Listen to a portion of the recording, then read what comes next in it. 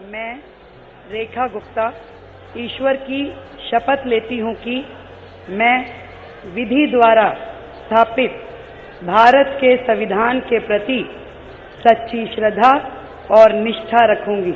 दिल्ली को चौथी बार महिला मुख्यमंत्री मिल गई। रेखा गुप्ता ने दिल्ली की मुख्यमंत्री पद की शपथ ले ली। वो बीजेपी सरकार में दूसरी महिला मुख्यमंत्री बन गई। बीजेपी ने बड़े बड़े दिग्गजों की दौड़ में रेखा गुप्ता के नाम पर मुहर लगाकर सबको चौंका दिया। माननीय उपराज्यपाल महोदय से श्रीमती रेखा गुप्ता को मुख्यमंत्री पद की शपथ ग्रहण कराने का अनुरोध करता हूँ।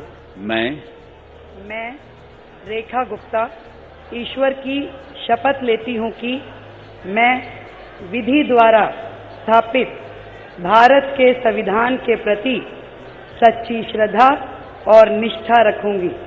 मैं भारत की प्रभुता और अखंडता अक्षुण्ण रखूंगी। मैं मुख्यमंत्री के रूप में अपने कर्तव्यों का श्रद्धापूर्वक और शुद्ध अंतःकरण से निर्वहन करूंगी।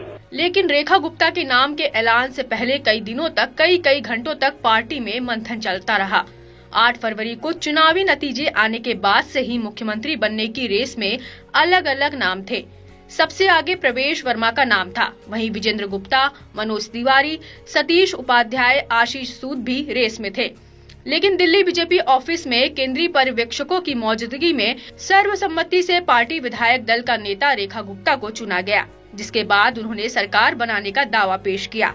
पार्टी के वरिष्ठ नेताओं प्रवेश वर्मा, विजेंद्र गुप्ता और सतीश उपाध्याय ने गुप्ता के नाम का प्रस्ताव किया। विधायक दल की बैठक में पार्टी के सभी 48 विधायक मौजूद थे। साफ है कि दिल्ली में मुख्यमंत्री चुनते समय बीजेपी ने कई कारणों को तलाशा तो कई समीकरणों को साधा। बीजेपी ने रेखा गुप्ता को मुख्यमंत्री बनाकर महिलाओं को साधने की कोशिश की, तो साथ ही दिल्ली में वैश्य समाज को भी साधने का काम किया। पूर्व मुख्यमंत्री अरविंद केजरीवाल भी वैश्य समाज से ही आते हैं। हालांकि सीएम पद की रेस में सबसे आगे नाम प्रवेश वर्मा का था, क्योंकि प्रवेश वर्मा ने अरविंद केजरीवाल को नई दिल्ली सीट से हराया था। लेकिन उसके बावजूद रेखा गुप्ता ने बाजी जीत ली, क्योंकि रेखा गुप्ता को राष्ट्रीय स्वयंसेवक संघ की पहली पसंद माना जा रहा है। इसके अलावा रेखा गुप्ता को सीएम बनाने की वजह ये भी मानी जा रही है कि इस बार दिल्ली में महिला वोटरों ने बीजेपी को जमकर वोट दिया।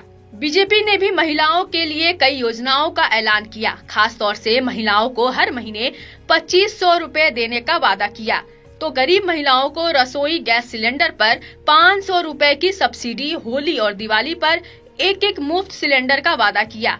इसके अलावा मातृ सुरक्षा वंदना योजना के तहत गर्भवती महिलाओं को 21,000 और 6 पोषण किट और महिलाओं के लिए मुफ्त बस सेवा की सुविधा का ऐलान किया गया।